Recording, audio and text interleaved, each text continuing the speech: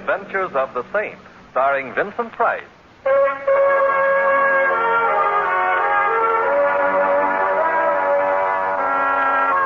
Saint, based on characters created by Leslie Charteris and known to millions from books, magazines, and motion pictures. The Robin Hood of modern crime now comes to radio, starring Hollywood's brilliant and talented actor Vincent Price as The Saint. Waiter. Yes, monsieur. Waiter, will you tell the chef of this unhappy restaurant that he'd make a better shoemaker?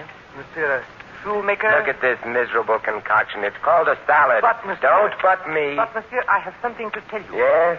Someone is waiting for you at another table. Well, get back to him at once. Warn him against eating anything in this establishment. Tell him his life is in danger. Mr. Templar, there is something strange about the gentleman. I think he has a gun in his pocket. Aha. A more severe critic of food than I am. Well, tell the chef he'd better flee for his life. Oh, do you wish to see him? The chef? No, he'll have to look out for himself. Not the chef, monsieur. The little man.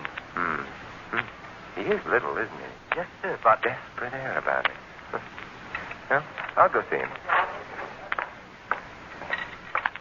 How do you do? You wish to see me? Mr. Templar, my name is Potts. How do you do? I need help. I'm the senior partner of Potts & Carter, Jewelers Extraordinary. Extraordinary. Earlier this evening, Mr. Carter was killed. Oh, too bad.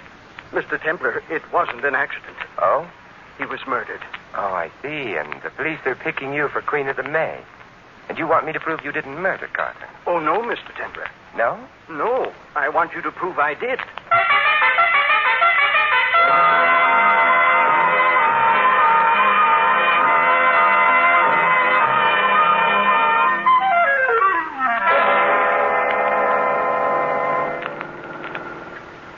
It's no use, Mr. Templar. I did kill Carter. Well, why wouldn't the police believe you? Because they couldn't find the corpse. Well, there's usually one around after a murder, you know.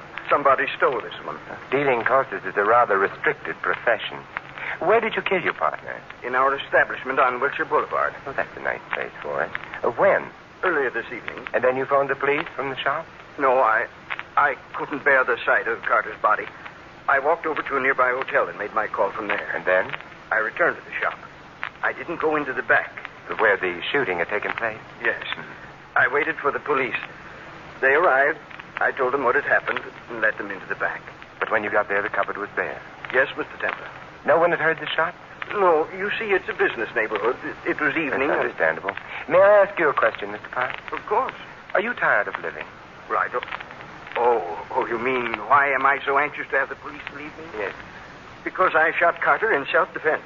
He's a larger man than I am. He was threatening me with physical violence. I acted only in self-defense. Oh, I see. Well, I'll drop you at your home, and, Mr. Potts, you've got a job. Yes? You've got to find your partner's body. But Now, ask yourself where you'd go if you were... No, he wouldn't be going anywhere himself. You better spend some time thinking about your friends. One of them might have removed the corpse in order to shield you. Or think of your enemies. Are you married? Yes, I am. Well, anyway, an enemy of yours might have moved the body to make the killing look like premeditated murder. One way or another, Mr. Potts, you've quite a bit to think about, haven't you?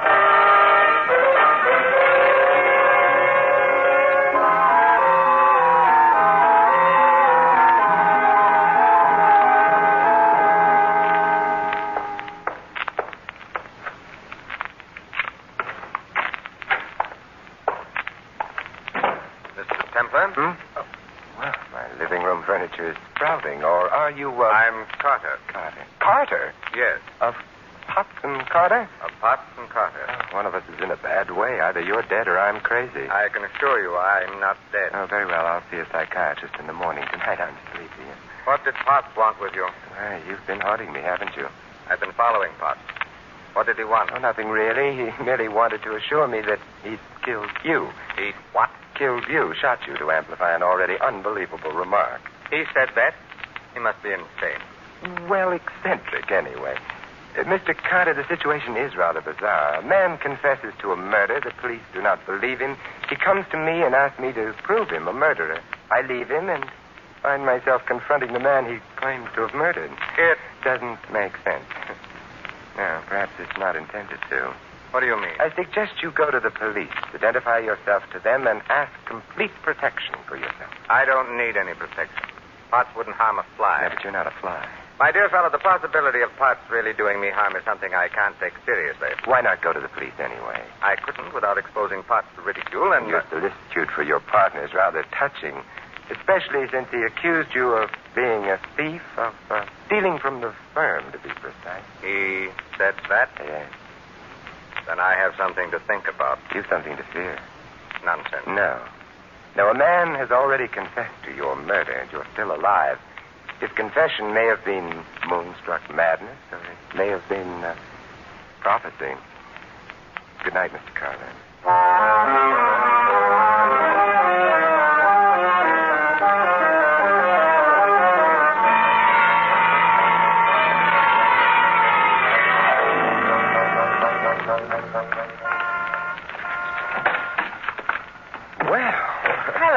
Hello. The cars they put out nowadays have rare and wonderful gadgets attached. Pardon me, but I'm trailing a fellow. Who? A man named Carter. Do you know him? Mm-hmm. Do I know you, or should I? What do you think? Carter's cab is well in sight. Just a moment. I'll take my eyes off the cab for a moment, and... yes, I should. What's your name? Claire. I'm Simon. You know, I only bought this car yesterday. Are you part of the standard equipment? No, I go with the deluxe models only. Well, I'm so glad I paid for the extras. Claire, what? Doesn't matter. Depends on where we're going or what we do when we get there. This is a nice, quiet street. Hey, wait a minute. That's the ignition key. I know. Look, you've got the key. Mm-hmm. Well, may I borrow, eh? No. No, Carter's cab is out of sight. Oh, you're cute. This is as far as we're going. And now, Simon, what are we going to do?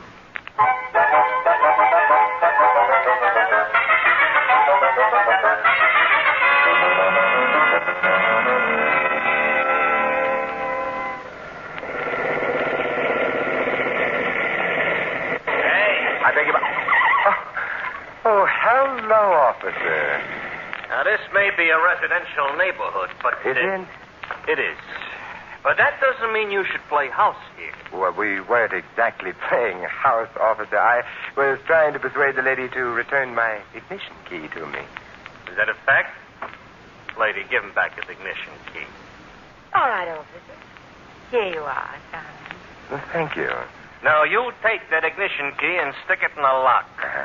That's right. Now you turn it. Oh, you're doing very nicely. Now you push the little button over there. This one? Yeah. Oh, charming. Now you shift the gear at the first. You release the handbrake. Now you're a bright boy. The next time you go out with a girl, make sure your ignition key isn't showing. Now step on the gas and get the heck out of here.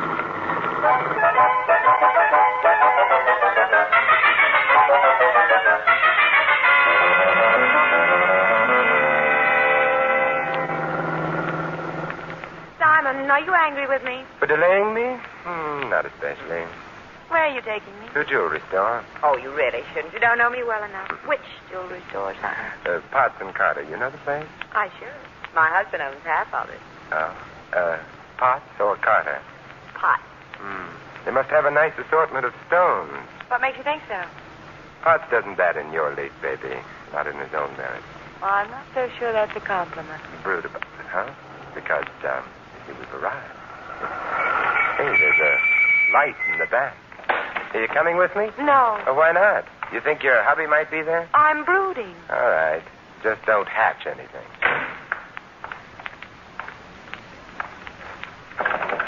Who's there? Open the door. Who? Okay.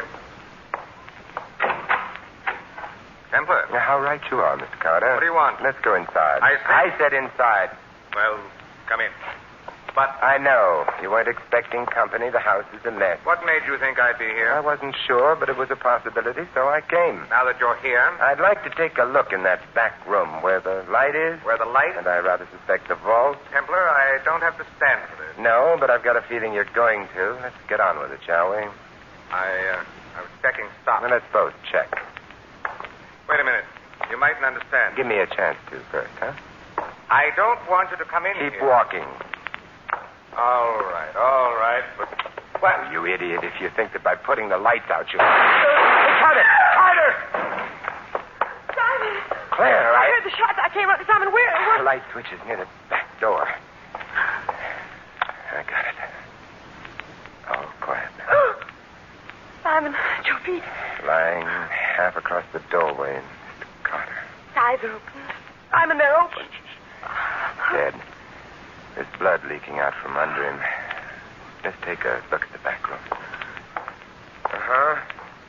Yeah, back window leading to an alley. There's so much for that. Now, the vault's open. Simon, how can you worry about that when a man's I've dead? seen dead men before. The vault's empty. I don't care. Your husband might. The police certainly would. Well, I gotta go. Oh, but you can't leave me. You've got a job notifying the police. They wouldn't like it if you didn't. What are you going to do? Where do you live? Bell Tower Drive. What number? 39. All right. Dial operator asks for police headquarters. Tell them all. Me, I'm going to visit with a man who confessed to a murder before it was committed. Curious to see whether he's going to stick to that confession now that the murder is a murder.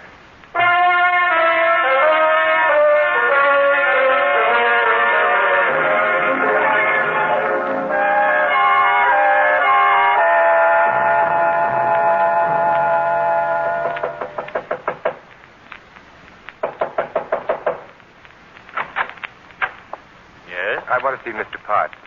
At this hour? Yes, I'm peculiar. I want to see Mr. Potts at this hour. I'm sorry, but... Save your regrets. Good heavens, sir, you pushed me aside. Tonight you win the badge for alertness. Now shut the door. Yes, sir. Where's Potts? I refuse to... You're not the usual butler. You're young, big, and you look as if you've got muscles. Yet you let me push you aside as if you were a doddering old man. Why? My father was a butler before me, sir, and his father before him. We're accustomed to dealing with gentlemen, sir. Must be quite a come-down talking to me. Where's Potts? He's not at home, sir. You sure? Quite, sir. Let's go look for him as though we didn't know he was out. But I assure you, Don't. sir, that he... Show me.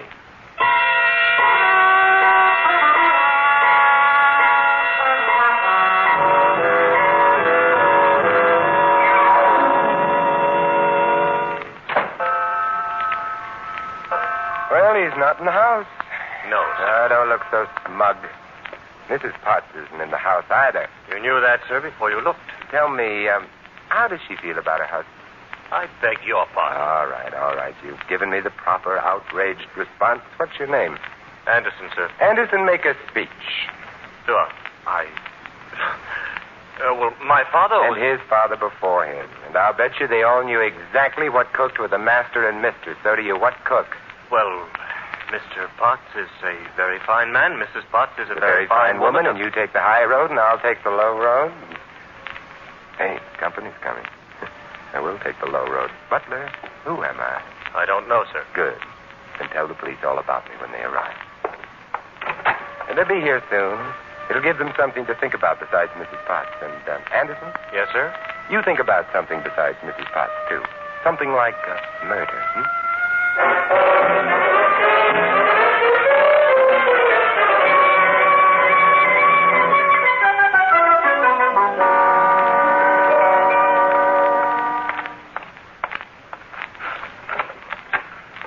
Good afternoon, sir. Oh, Yes, only Simon. hello, Simon. Business as usual here at Potts and Carter, Yes, usual enough, I suppose, with Carter lying in the morgue and my husband. Where? Nobody knows. Police looking for him? Yes. Warrant out for him? No, of course not. Then whom have they in mind for Carter's murder? A burglar. It's obvious what happened last night. Someone was burgling the vault. Carter surprised him. The burglar shot Carter. It's a theory with a great many pleasant aspects. It doesn't explain your husband's confession, though. Well, he was overworked. He was tired. He didn't know what he was saying. Police are afraid that maybe he'd lost his mind or something. Yeah, I like that or something better. The theory doesn't explain your husband's accusations against Carter. Accusations of theft. Simon, I don't know anything about all this. Then why your act in the car last night? I was worried about my husband, about Carter. And then I've always wanted to meet you. Oh. Why? Well, it's not the kind of thing I can talk about coldly like this. Well, we must discuss it warmly. Some other time. Right now, what about Anderson, your butler? Anderson? I don't trust him. I know it's not done this year, mistrusting butlers, but I have a feeling he knows more than he should. More than he should about what? Why don't you find out? What? How could I? By discussing things with him warmly. I'm not so sure I like that. I'm I'm not making friends today. Just influencing people. I can't imagine what Anderson would or wouldn't know. Stimulate your imagination by going out to the house now and working on him. You really think it's important? Very important. Now run along. Well, all right, but for sure. I'll lock up. You go on. Will I see you later? I'll be at home. Stirring up the furnace. Simon, you don't have to have a furnace. Stay warm.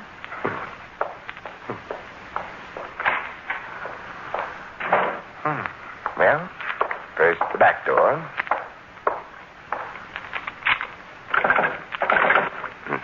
Locked. And now the front door.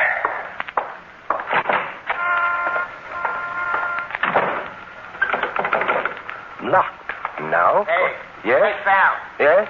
That's your heap over there? Yes, it is. Better take a I cab. like my heat. Now, don't look now, but some low characters let the air out a couple of your tires. Oh. Well, then suppose we go for a ride in your cab. 39 Bell Tower Drive. Okay. Say, did you happen to notice the happy prankster who deflated my tires? Sure, I noticed her. Why not? I'm under 80. Oh, well, why didn't you stop her?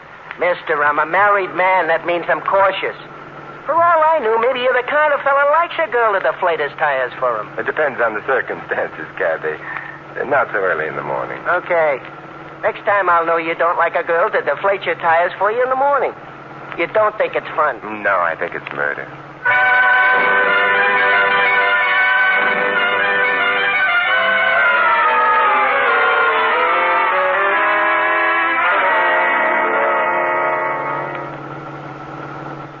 Bell Tower Drive up ahead. Okay, pull over here. Okay. Nice stop. Want I should wait for you? We'll both wait. For somebody to get to the house? No, for someone to leave it. Hey, mister. Yeah? There's a guy leaving the house now, getting into a car. Good. Anderson, follow the car. Okay. Not too close, huh? Not too close.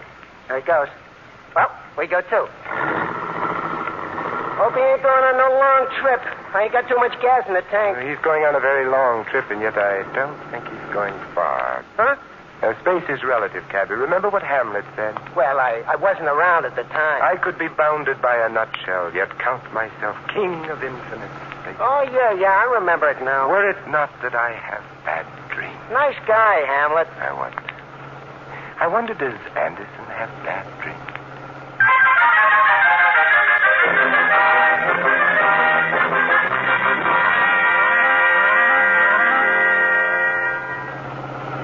Getting dark. I don't like these hills when it starts getting dark. They're barren. Yeah, and they're steep. Hey, the guy we're trailing is turning off the road. Private driveway. Pull up to it and stop. Okay. The house is beyond the bend, quite near the road. Cabby. Yeah? I'm leaving you. Look, I want you to drive back to town.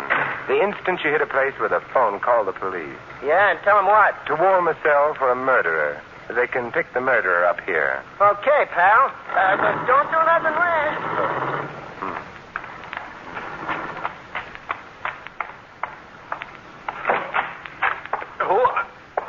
Oh, hello, Anderson. Fancy finding me here, Templar. Mr. Templar, whatever would your grandfather say? What do you want? I'm admiring the country home of the Potts. By the way, where is Mr. Potts? I don't know. Oh, who's that, a sick friend? Stay away from that door. Nonsense. It looks like a charming door. Works, too. Mr. Potts, tied and gagged. I told you to stay away I from don't it. accept advice graciously, nor do I care for large with lantern jaws. But lantern jaws are handy to hit. Now for you, Mr. Potts. We'll get the gag out of your mouth. There. You feel better? Oh, don't rush it. Your hands. Nice stuff. Shh, quiet.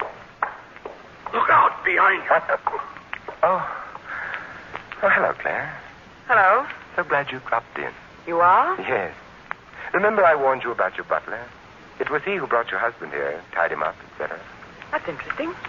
You should ask me why I suspected him. Oh, all right, I'll tell you. When I visited your house and met Anderson for the first time, we had a little chat, in the course of which he remarked that I knew you weren't in the house before I searched it. That was hard, you know. Why? Because how did he know I'd seen you outside the house unless... Unless what? Let me help you to your feet, Mr. Barnes. I can't move. Standing up will help restore the circulation. Unless what, Mr. Templar? Tut, tut. So formal. Mr. Templar. Unless, Claire, you told him. Oh, why should I have told him that? Obviously, because you and he were in on this little plot together. Plot? To kill Carter and frame your husband for the murder. Thus you would inherit the business. And the butler. You're charming, Simon, but fantastically wrong.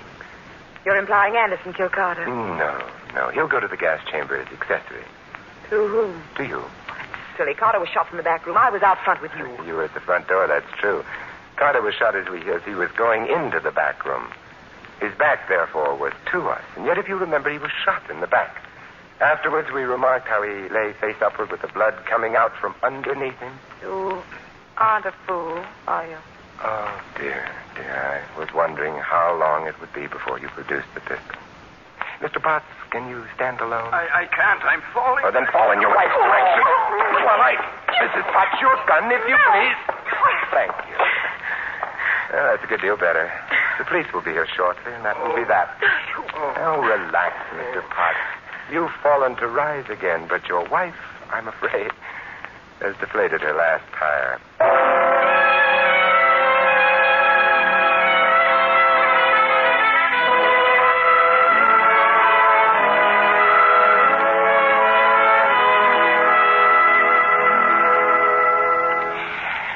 Here you are, Mr. Potts, in good health. Mr. Templar, how could I have killed Carter and not killed him? Simplicity itself, Mr. Potts. Your gun had been carefully loaded with blanks. Carter pretended to be dead. But why should he have done that? Your wife must have persuaded him that by doing that he would escape going to jail for theft. She'd have a hold over you. She's not a very nice woman, is she? No. With Carter murdered, she was preparing to have you disappear permanently. It would seem to the police that you'd killed Carter and fled to the country. I can't thank you. Don't bother. It was fun. But in the future, Mr. Potts, before you confess to murdering anyone, be sure you murder him.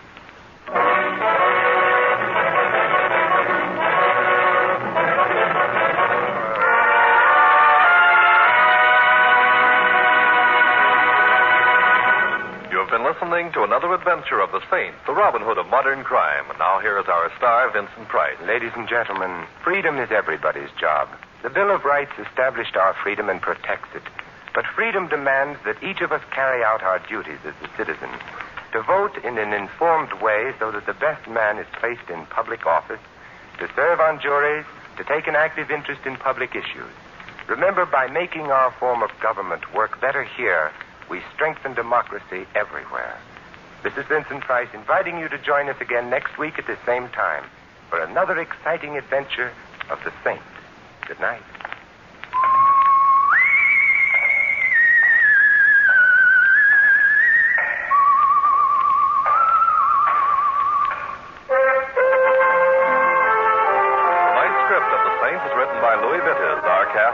Betty Lou Gerson, Stanley Farrar, Ted Osborne, Larry Dobkin, and Tom Brown. The music was composed and conducted by Harry Zimmerman. The Saint, based on characters created by Leslie Charteris, is a James L. Safier production and is directed by Thomas A. McAvity. Vincent Price is soon to be seen in Robert Lippard's production of The Baron of Arizona. All you Saint fans will be glad to know that the Saint comic books are on sale at all newsstands. Your announcer, Merrill Rudd. This is the Mutual Broadcasting System.